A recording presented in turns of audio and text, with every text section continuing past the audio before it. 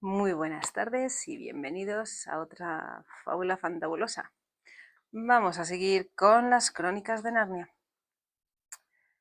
La aventura de Fresón. Diggory mantuvo la boca bien cerrada. Cada vez se sentía más incómodo, aunque confiaba en que sucediera lo que sucediese, no lloriquearía o haría algo ridículo. Hijo de Adán, dijo Aslan, ¿estás dispuesto a enmendar el mal que has causado en mi dulce Narnia el mismo día de su nacimiento? Bueno, no veo qué puedo hacer, respondió él. La reina huyó y... Pregunto, ¿estás dispuesto? Insistió el león. Sí, respondió Diggory. Por un segundo había tenido la loca idea de decir, intentaré ayudarte si prometes ayudar a mi madre, pero comprendió a tiempo que el león no era la clase de ser con el que se pueden hacer tales tratos. Sin embargo, en cuanto dijo sí, pensó en su madre y en las grandes esperanzas que había albergado, y en cómo se iban desvaneciendo todas ellas, y se le hizo un nudo en la garganta y afloraron lágrimas a sus ojos, y soltó. Pero por favor, querrás... ¿No puedes darme algo que cure a mi madre?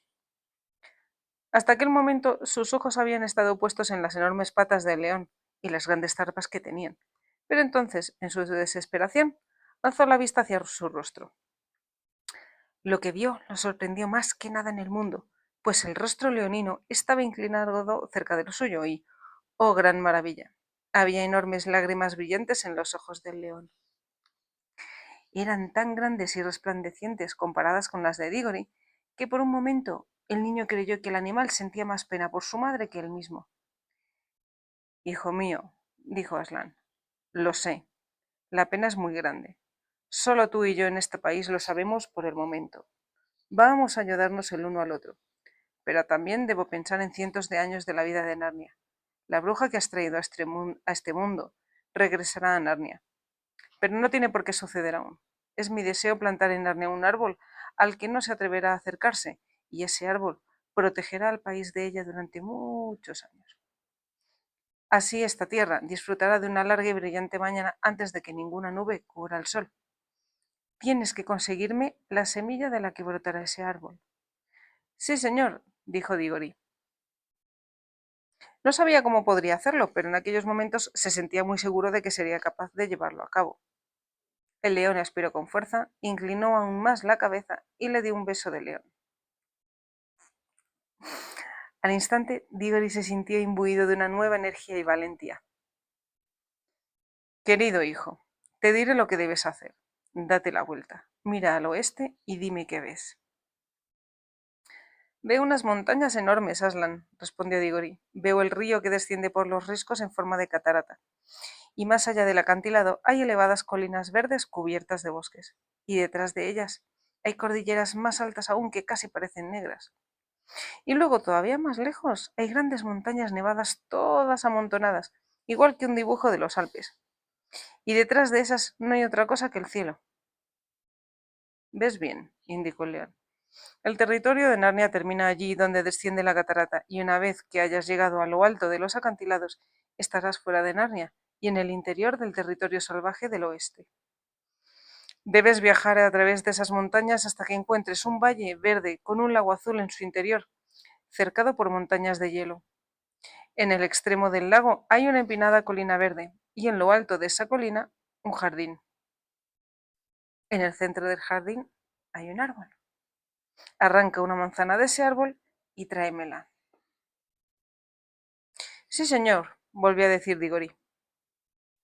No tenía la menor idea de cómo escalaría el acantilado y encontraría el camino en medio de todas aquellas montañas, pero no quiso decirlo por temor a que sonara a excusa. Lo que sí dijo fue: Aslan, espero que no sea algo muy urgente. No podré ir y volver muy rápido. Pequeño hijo de Adán, tendrás ayuda, respondió el león. Se volvió entonces hacia el caballo, que había permanecido muy quieto junto a ellos todo el tiempo, sacudiendo la cola para mantener alejadas las moscas y sin dejar de escuchar con la cabeza ladeada, como si la conversación fuera un poco difícil de comprender. Querido amigo, dijo Aslan al caballo, ¿te gustaría ser un caballo alado? Fue todo un espectáculo el modo en que el caballo agitó las crines e hinchó los hollares y después dio un golpecito en el suelo con uno de los cascos traseros. Estaba claro que le encantaría ser un caballo alado, aunque se limitó a responder: si lo deseas, Aslan, si realmente lo dices en serio, no sé por qué debo ser yo. No soy un caballo muy inteligente.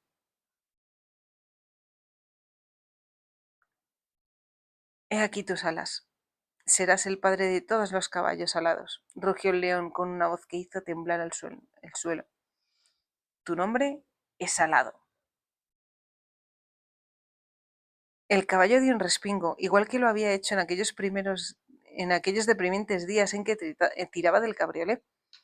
Luego lanzó un sonoro relincho y echó con fuerza el cuello hacia atrás, como si una mosca le picara en los hombros y quisiera rascárselos. Y entonces, exactamente del mismo modo en que los animales habían surgido de la tierra, brotaron de los hombros de Alado alas que se desplegaran y crecieran, más grandes que las de las águilas, más grandes que las de los cisnes, más grandes que las de los ángeles que aparecen en las vidrieras de las iglesias. Y las plumas brillaban con tonalidades castañas y cobrizas. Agitó con fuerza las alas y se elevó en el aire. A 6 metros por encima de Aslan y Diggory lanzó un bufido, relinchó y corbeteó. Luego, tras efectuar un vuelo en círculo alrededor de ellos, descendió al suelo, con los 4 cascos juntos y cierta expresión de timidez y sorpresa, pero sumamente complacido. ¿Te gusta Alado?, preguntó Aslan. Me encanta, Aslan. ¿Estás dispuesto a llevar a este pequeño hijo de Adán sobre el lomo hasta el valle de las montañas que he mencionado? ¿Qué? ¿Ahora? ¿En este momento?, inquirió Fresón, o Alado, como debemos llamarlo a partir de ahora. ¡Hurra! Monta, pequeño. Ya he llevado cosas como tú en el lomo antes. Hace mucho, mucho tiempo, cuando había campos de pastos y terrones de azúcar. ¿Qué murmuran las dos hijas de Eva?, preguntó Aslan, volviéndose de improviso hacia Polly y la esposa del cochero, que se habían hecho muy amigas. Por favor, señor, dijo la reina Helen, pues así se llamaba ahora Nelly, la esposa del cochero. A la niña le encantaría acompañarlos, si no es molestia. ¿Qué tiene que decir Alado al respecto?, inquirió el león. No me importa llevar a los dos, con lo pequeños que son, pero espero que el elefante no desee venir también. El elefante no estaba pensando en eso, así que el nuevo rey de Narnia ayudó a los dos niños a subir. Es decir, dio a Diggory un buen empujón y colocó a Polly con tanta suavidad y delicadeza sobre el lomo del caballo, como si estuviera hecha de porcelana y pudiera romperse. Tuyos, Fresón, ¿qué digo? Alado. Uf, vaya lío. No voléis demasiado alto, aconsejó Aslan. No intentéis pasar por encima de los picos de las enormes montañas de hielo. Buscad los valles, los lugares con vegetación, y volad a través de ellos. Siempre habrá un paso. Y ahora, marchad con mi bendición. ¡Alado!, dijo Diggory, inclinándose al frente para palmear el lustroso cuello del caballo. ¡Qué divertido! Sujétate fuerte, Polly. Al minuto siguiente, el suelo quedó atrás por debajo de ellos y empezó a dar vueltas cuando Alado, como una enorme paloma, describió 1 o 2 círculos antes de iniciar el largo vuelo hacia el oeste. Al mirar abajo, Polly apenas pudo distinguir al rey y a la reina, e incluso Aslan era solamente una mancha amarilla sobre la hierba verde. Muy pronto, el viento sopló en su rostro y las alas del caballo se pusieron a batir el aire con movimientos regulares. Toda Narnia, en su paisaje multicolor de pastos, rocas, brezos y distintas clases de árboles, se extendió a sus pies, con el río serpenteando por ella como una cinta de mercurio. A su derecha veían más allá de las cumbres de las colinas bajas situadas al norte. Detrás de aquellas colinas, un extenso páramo ascendía hasta la línea del horizonte. A su izquierda las montañas eran mucho más altas, pero de vez en cuando aparecía una abertura por la que se conseguía ver, entre empinados bosques de coníferas, una fugaz visión de las tierras del sur situadas al otro lado, azuladas y lejanas. Allí debe de estar Archenland, dijo Polly. Sí, pero mira al frente, dijo Diggory. Pues en aquel momento una enorme barrera de riscos se alzaba ante ellos y se vieron casi deslumbrados por la luz del sol que danzaba en la gran catarata mediante la cual el río descendía entre rugidos y burbujeos al interior de Narnia, procedente de las altas tierras del oeste en las que nacía. Volaban tan alto ya que el tronar de aquellos saltos de agua les llegaba débil y apagado, pero no se hallaban a suficiente altura como para volar por encima de las cumbres de los riscos. Aquí tendremos que zigzaguear un poco, advirtió Alado. Sujetaos bien fuerte. Empezaron a volar a un lado y al otro, elevándose con cada giro. El aire refrescó y oyeron el grito de las águilas por debajo de ellos. ¡Vuelve la cabeza! ¡Mira hacia atrás! Exclamó Polly. Al hacerlo pudieron ver todo el valle de Narnia, que se extendía hasta donde junto antes de alcanzar el horizonte oriental se veía un destello de mar. Y se encontraban entonces a tal altura que distinguieron escarpadas montañas de aspecto diminuto que se alzaban más allá de los páramos del noroeste, y llanuras de lo que parecía arena a lo lejos, en el sur. Ojalá tuviéramos a alguien que nos dijera qué son todos esos lugares, dijo Diggory. No creo que sea ningún sitio aún, indicó Polly. Quiero decir, allí no vive nadie, y no sucede nada. Este mundo ha nacido hoy. Sí, pero con el tiempo la gente los poblará, y entonces tendrán historia, ya sabes. Bueno, pues es estupendo que de momento no la tengan, porque así no pueden obligar a nadie a que se la aprenda. Batallas y fechas y todas esas tonterías. Se encontraban ya por encima de los acantilados y en unos minutos el valle de Narnia desapareció de la vista a sus espaldas. En aquellos instantes volaban por encima de un territorio salvaje de colinas empinadas y bosques oscuros, siguiendo aún el curso del río. Las montañas, grandes de verdad, se elevaban amenazadoras al frente, pero entonces el sol daba en los ojos de los viajeros y estos no podían ver las cosas con demasiada claridad en aquella dirección. El sol siguió descendiendo hasta que el cielo occidental parecía un enorme horno lleno de oro fundido, y se puso por fin tras un escarpado pico que se perfilaba en aquella luminosidad, nítido y plano, como recortado en una cartulina. No es que haga mucho calor aquí arriba, comentó Polly. Y empiezan a dolerme las alas. No se ve ni rastro del valle con un lago en su interior, tal como dijo Aslan. ¿Y si descendemos y buscamos un lugar adecuado para pasar la noche? Hoy no llegaremos a ese lugar. Sí, y sin duda debe de ser ya hora de cenar, dijo Diggory.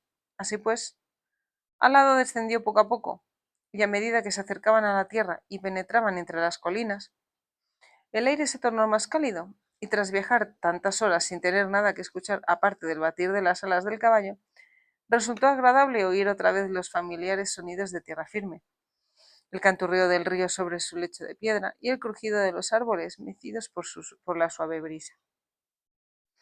Un cálido y agradable olor a tierra y hierba y flores ascendió hasta ellos.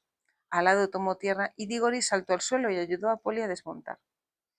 Ambos se alegraron de estirar las entumecidas piernas. El valle al que habían descendido se encontraba en el corazón de las montañas, cumbres nevadas, una de ellas con una tonalidad entre rosa y rojiza por el reflejo de la puesta de sol. Se alzaban por encima de sus cabezas. Tengo hambre, dijo Diggory. Bueno, pues sírvete, indicó Alado, tomando un gran bocado de hierba. A continuación, alzó la cabeza, masticando aún y con brindas de hierba sobresaliendo a cada lado de la boca, como si fueran bigotes, añadió: Vamos, vosotros dos, no seáis tímidos. Hay cantidad suficiente para todos nosotros. Pero no podemos comer hierba, se quejó Diggory.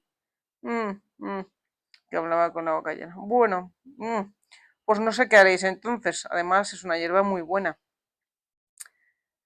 Paul y Diggory intercambiaron miradas de desaliento.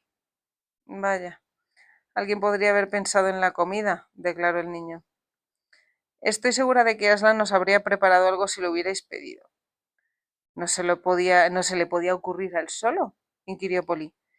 Yo no digo que no se le ocurriera, repuso el caballo con la boca todavía llena, pero tengo la impresión de que le gusta que le pidan las cosas.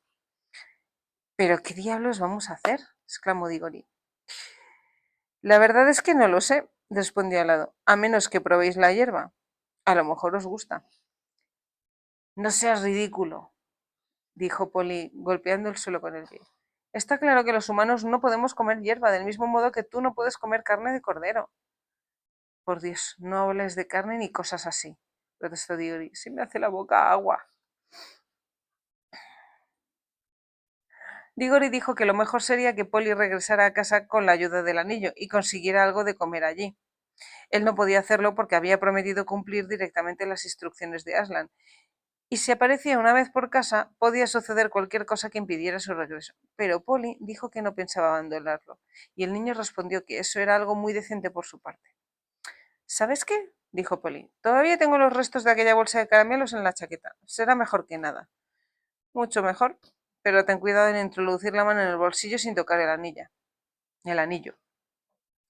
Fue una tarea difícil y delicada, pero finalmente consiguieron llevarla a cabo.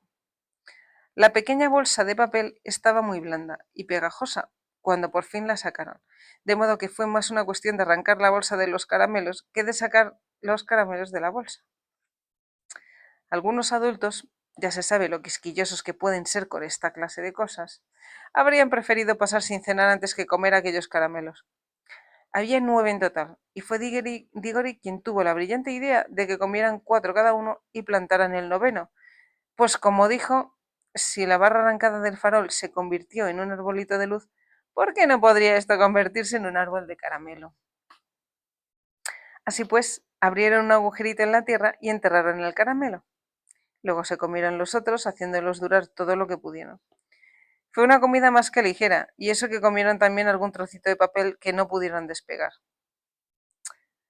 Alado se acostó en el suelo, una vez finalizada su excelente cena. Los niños se le acercaron entonces y se sentaron uno a cada lado, apoyados contra su cálido cuerpo. Sintiéndose realmente a gusto con él, los tapó con las alas.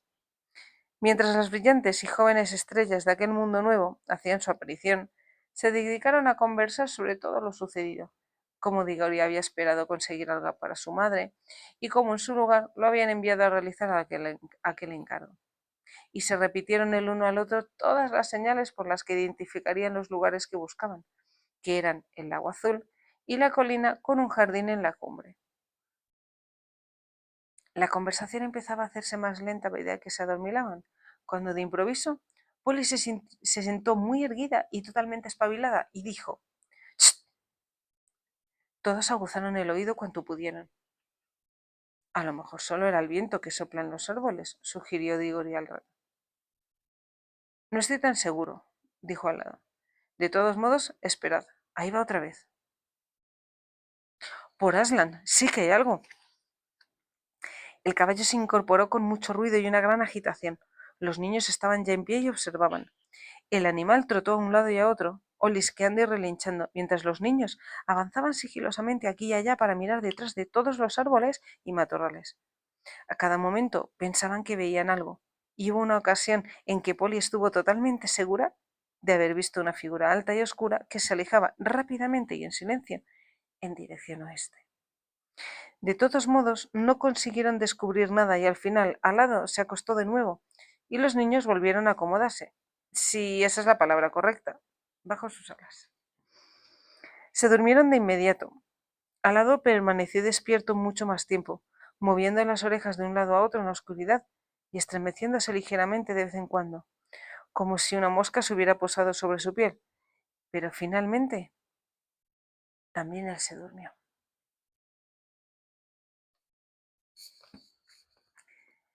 Y con esta fábula fantabulosa, hasta otro día de mecedora.